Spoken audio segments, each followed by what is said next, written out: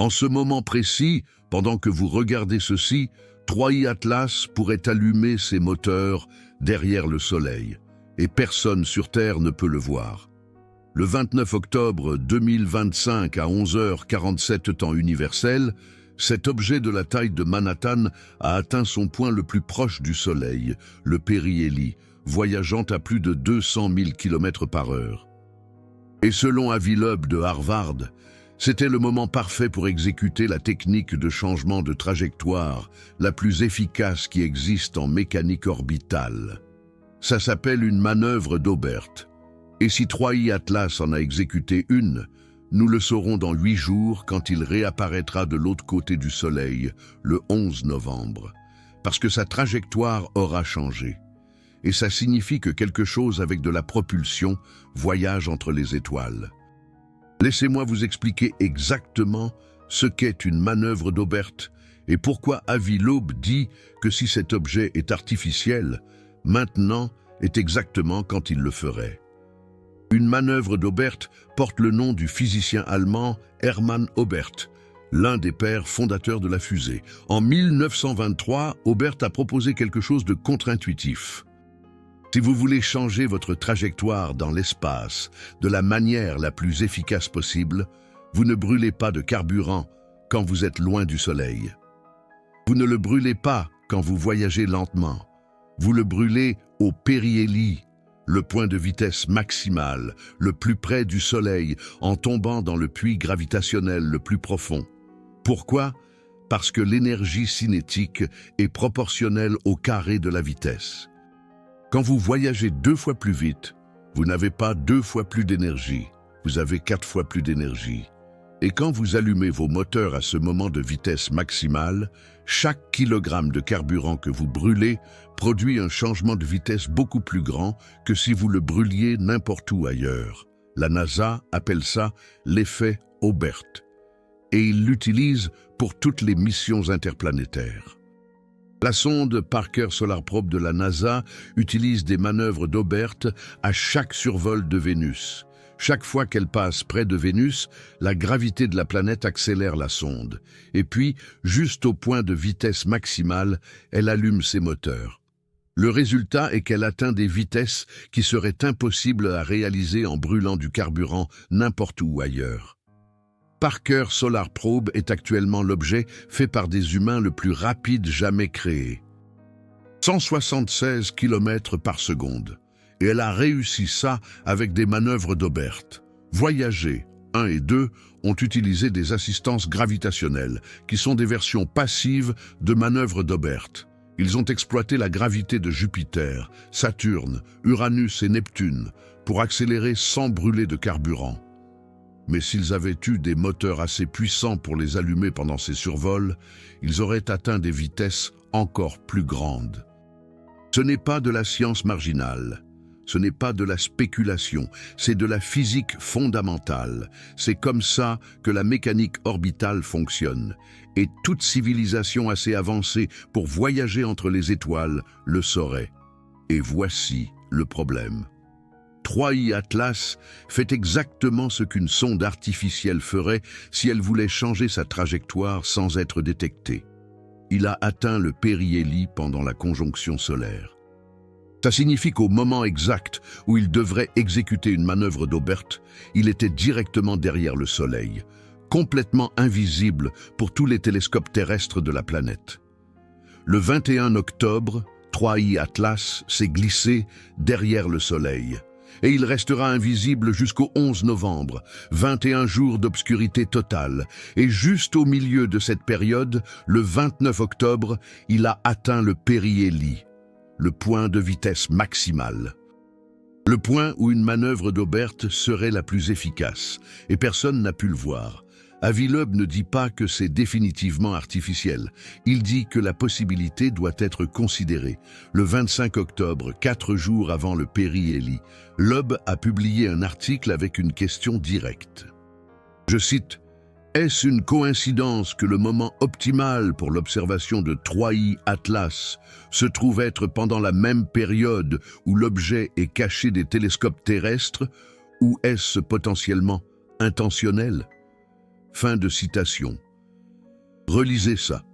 Un astrophysicien de Harvard, fondateur du projet Galileo, demande publiquement si un objet interstellaire a programmé son périhélie pour coïncider avec la conjonction solaire intentionnellement.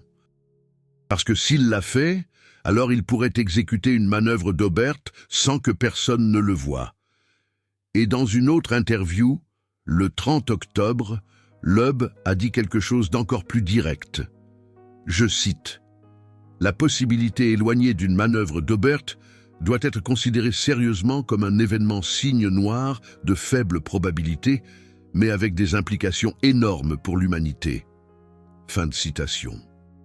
Alors, quelle serait l'ampleur du changement de trajectoire si 3I Atlas exécutait une manœuvre d'Aubert?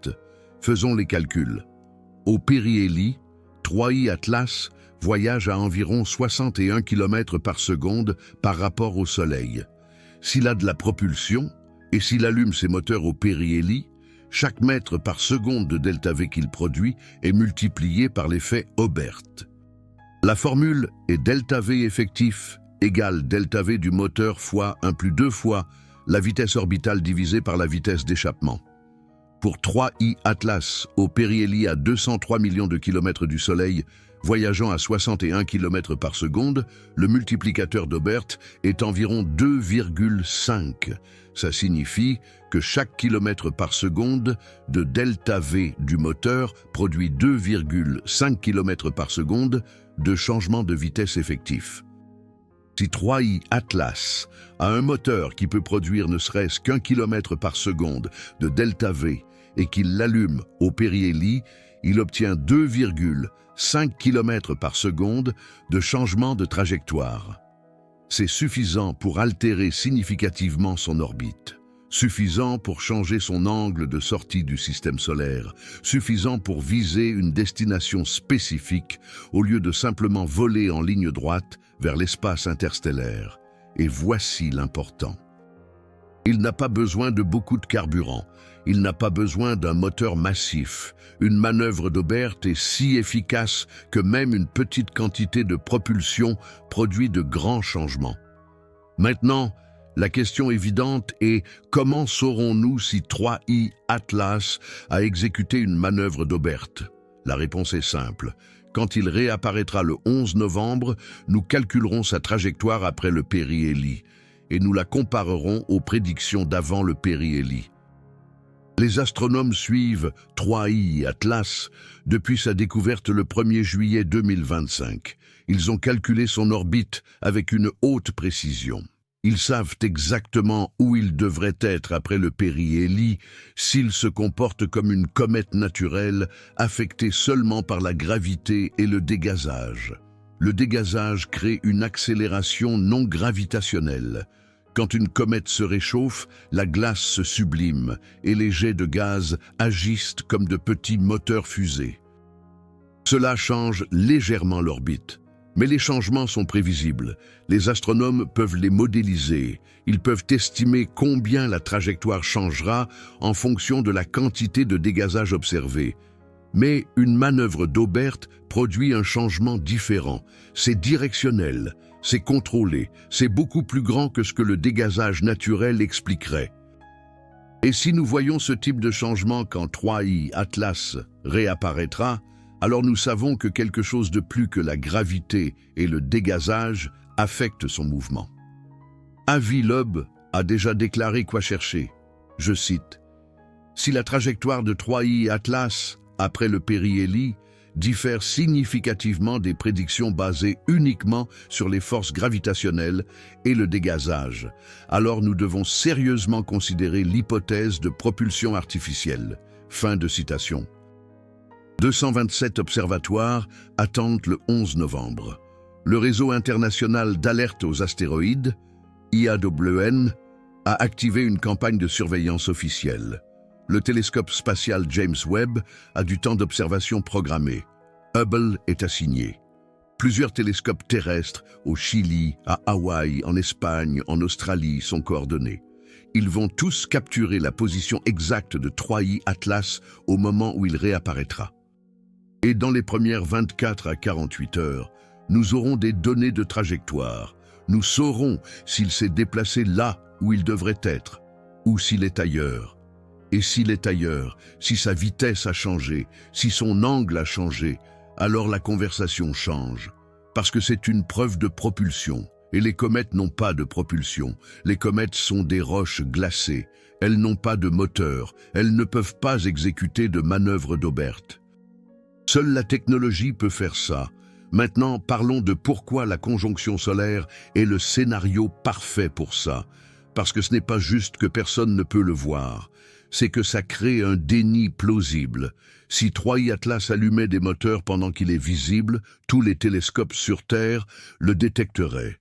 Nous verrions le flash, nous verrions le changement de luminosité, nous verrions le panache d'échappement, nous verrions le changement de trajectoire en temps réel. Ce serait sans équivoque, ce serait une preuve définitive. Mais s'il le fait derrière le Soleil, personne ne le voit se produire. Et quand il réapparaîtra avec une trajectoire changée, il y a de l'ambiguïté. Les scientifiques débattront. Certains diront que c'est de la propulsion, d'autres diront que c'est du dégazage anormal, d'autres diront que c'est un événement de fragmentation qui a changé la distribution de masse. Il n'y aura pas de consensus immédiat. Et c'est exactement ce à quoi vous vous attendriez si c'était une sonde conçue pour la reconnaissance secrète. Elle n'annonce pas sa présence, elle ne révèle pas ouvertement sa technologie. Elle fait ce qu'elle doit faire quand personne ne peut la voir.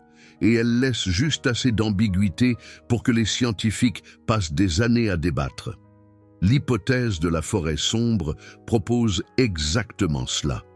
L'univers est rempli de civilisations intelligentes, mais elles restent toutes silencieuses. Parce qu'annoncer votre présence est dangereux. La première civilisation qui en détecte une autre fait face à un choix. Contacter ou éliminer. Et puisque vous ne pouvez pas connaître les intentions de l'autre civilisation, l'option la plus sûre est l'élimination préventive. Avi Loeb a mentionné cette hypothèse dans une interview récente. Il a dit, et je cite, « Si 3i Atlas est une sonde et s'il a délibérément exécuté une manœuvre d'Aubert pendant la conjonction solaire, alors il a complété sa phase de reconnaissance secrète. La question est, que se passe-t-il ensuite ?» Fin de citation. Pensez à ça. Si c'est de la reconnaissance secrète, alors il a déjà recueilli ce dont il avait besoin. Il a déjà mesuré notre système solaire. Il a déjà évalué notre niveau technologique. Il a déjà déterminé si nous représentons une menace ou une opportunité. Et maintenant il part. Et il a utilisé une manœuvre d'Aubert pour changer sa trajectoire vers sa prochaine destination, sans révéler ouvertement qu'il a de la propulsion.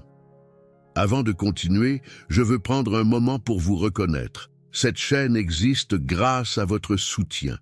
Si vous appréciez ce type d'analyse profonde basée sur des données réelles et de la physique réelle, considérez laisser un super thanks. Contrairement aux médias grand public qui sensationnalisent sans substance, nous plongeons dans les vrais chiffres, les vrais articles, la vraie science.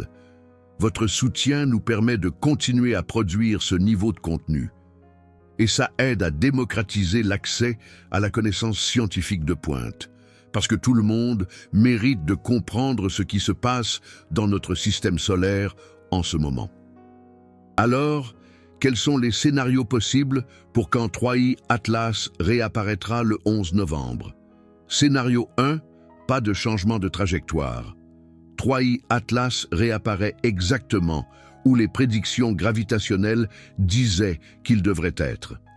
Sa vitesse et son angle correspondent au modèle de comète. Dans ce cas, c'est probablement juste une comète interstellaire avec une chimie étrange. La manœuvre d'Aubert ne s'est pas produite. Avi Loeb spéculait sur une possibilité de faible probabilité. Et la science continue. Scénario 2. Changement mineur cohérent avec le dégazage. 3i Atlas réapparaît avec une petite déviation de trajectoire. Les astronomes modélisent le dégazage observé et trouvent que les nombres correspondent. Le changement est explicable par des jets de gaz naturel agissant comme de petites fusées. Dans ce cas, c'est encore probablement naturel. Juste une comète avec une activité de dégazage plus forte que prévu. Scénario 3. Changement majeur inexplicable par le dégazage. 3I Atlas réapparaît avec un changement de trajectoire significatif. La vitesse a changé de plusieurs kilomètres par seconde. L'angle a changé de plusieurs degrés. Les astronomes essaient de le modéliser avec du dégazage et ne peuvent pas faire correspondre les nombres. La quantité de gaz nécessaire pour produire ce changement serait des ordres de grandeur plus grandes que ce qui a été observé. Dans ce cas, nous avons un sérieux problème, parce que ça implique une propulsion qui n'est pas du dégazage naturel, et ça implique de la technologie. Scénario 4. Objet secondaire. 3I Atlas réapparaît avec une trajectoire changée, et nous détectons aussi un objet secondaire plus petit qui s'est séparé pendant le périhélie. Ce serait extraordinaire, parce que les comètes se fragmentent aléatoirement. Les fragments volent dans plusieurs directions. Mais si nous voyons un objet secondaire sur une trajectoire spécifique, contrôlée, différente de celle de l'objet principal, alors c'est une preuve de séparation délibérée. C'est une preuve que quelque chose s'est déployé. Et les comètes ne déploient pas de choses. L'Adré Sara Martinez, à l'Observatoire européen austral, dirige l'une des équipes d'observation. Dans une interview du 31 octobre, elle a dit quelque chose de remarquable. Je cite, « Si 3I Atlas a exécuté de la propulsion au périhélie, la signature sera dans les données de position. Nous ne pouvons pas cacher les lois de la physique. S'il a changé de cap au-delà de ce que la gravité et le dégazage permettent, nous le verrons. Et alors, tout change. » Fin de citation. Tout change. Parce que si nous détectons une preuve sans équivoque de propulsion artificielle dans un objet interstellaire, ça répond à la question la plus fondamentale que l'humanité se pose depuis des millénaires. Sommes-nous seuls? Et la réponse serait non. Et ce n'est pas juste de la détection passive, c'est la détection de technologies dans notre propre système solaire. Pas un signal radio faible depuis 1000 années-lumière, pas une exoplanète avec des biosignatures possibles. Mais un objet physique ici, maintenant, qui est venu d'un autre système stellaire et montre des preuves d'ingénierie. Le docteur Benjamin Weiss, au MIT, a publié une analyse le 30 octobre sur ce qu'une manœuvre d'Aubert de 3I Atlas impliquerait technologiquement. Ces calculs sont fascinants. Si 3I Atlas a une masse estimée de 33 milliards de tonnes, qui est l'estimation actuelle basée sur sa faible accélération non gravitationnelle malgré un dégazage significatif, et s'il a exécuté une manœuvre d'Aubert produisant 2 km par seconde de ΔV, alors l'énergie requise est environ 6,6 fois 10 puissance 18 joules. Pour mettre ça en perspective, c'est l'équivalent de 1500 mégatonnes d'énergie TNT. C'est environ toute l'énergie que l'humanité utilise en une semaine, concentrée en quelques minutes de combustion de moteur. Est-ce que c'est possible? Absolument. Un moteur à fusion pourrait le faire. Un moteur à antimatière pourrait définitivement le faire. Même un système de propulsion thermique nucléaire avancé pourrait le faire. Nous ne parlons pas de technologie impossible. Nous parlons de technologie qui est peut-être 100 à 200 ans au-delà de là où nous sommes. Et s'il y a des civilisations qui voyagent entre les étoiles depuis des millions d'années, c'est routinier pour eux. Alors, que se passe-t-il maintenant? La chronologie est claire. Maintenant jusqu'au 11 novembre, 3I Atlas est derrière le Soleil, invisible. S'il a exécuté une manœuvre d'Aubert, c'est déjà arrivé. Le 29 octobre était le périhélie. C'était le moment optimal. S'il a allumé des moteurs, c'était alors. Et nous ne l'avons pas vu. 11 novembre 2025, ce 3I Atlas réapparaît. Les 227 observatoires capturent sa position. L'analyse de trajectoire commence immédiatement. Dans les premières 24 à 48 heures, nous aurons des données préliminaires. Nous saurons s'il est où il devrait être ou si son orbite a changé. 12 au 15 novembre. Analyse détaillée. Les équipes comparent la trajectoire post-périhélie aux prédictions. Ils modélisent le dégazage. Ils calculent si le changement observé, s'il y en a un, est explicable par des forces naturelles ou nécessite de la propulsion. Mi-novembre. Publication préliminaire.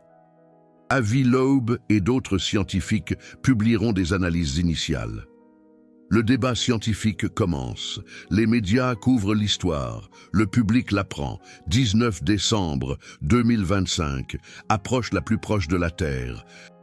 3i Atlas passe à 1,8 unités astronomiques, environ 270 millions de kilomètres. C'est la fenêtre finale pour l'observation détaillée. James Webb prend des images haute résolution. Hubble fait de la photométrie. S'il y a quelque chose d'anormal, c'est le moment pour le détecter. Janvier 2026 et au-delà. 3i Atlas sort du système solaire interne pour toujours. Il ne revient jamais. C'est notre seule chance de l'étudier. Quoi que nous découvrions dans les 68 prochains jours est tout ce que nous aurons. Et voici ce qui me fascine le plus dans tout ça. Si 3i Atlas a exécuté une manœuvre d'Aubert, et s'il l'a fait délibérément pendant la conjonction solaire pour éviter la détection directe, ça signifie que celui qui l'a construit comprenait non seulement la mécanique orbitale avancée, mais aussi comment se cacher. Il comprenait qu'il y aurait des observateurs. Il comprenait que ces observateurs auraient des télescopes, et ils ont chronométré leur manœuvre pour le seul moment où ces télescopes ne pouvaient pas le voir. C'est de la sophistication. C'est de la planification. C'est une preuve d'intelligence concevant des missions avec des opérations secrètes à l'esprit, ou c'est une coïncidence. C'est juste une comète qui a atteint le périhélie par hasard pendant la conjonction solaire. Et toutes les anomalies ont des explications naturelles que nous ne comprenons pas encore complètement. Le 11 novembre répondra laquelle de ces options est correcte. Et honnêtement, je ne sais pas quel résultat est le plus significatif. Si c'est naturel, alors les comètes interstellaires sont beaucoup plus étranges que nous le pensions, et nous avons de la nouvelle physique à apprendre. Si c'est artificiel, alors la recherche d'intelligence extraterrestre vient de changer fondamentalement, parce que nous ne cherchons plus. Nous les avons trouvés, et ils sont ici. Alors, qu'en pensez-vous? Pensez-vous que 3i Atlas exécute une manœuvre d'Aubert en ce moment derrière le Soleil? Ou pensez-vous que c'est juste une comète faisant des choses étranges de comète? Faites-le moi savoir dans les commentaires. Parce que dans 8 jours, nous aurons des données. Et alors, nous saurons. Assurez-vous d'être abonné. Je vais couvrir chaque développement au fur et à mesure que cela se déroule. Le 11 novembre va être un grand jour pour l'astronomie et potentiellement un grand jour pour l'humanité. À bientôt.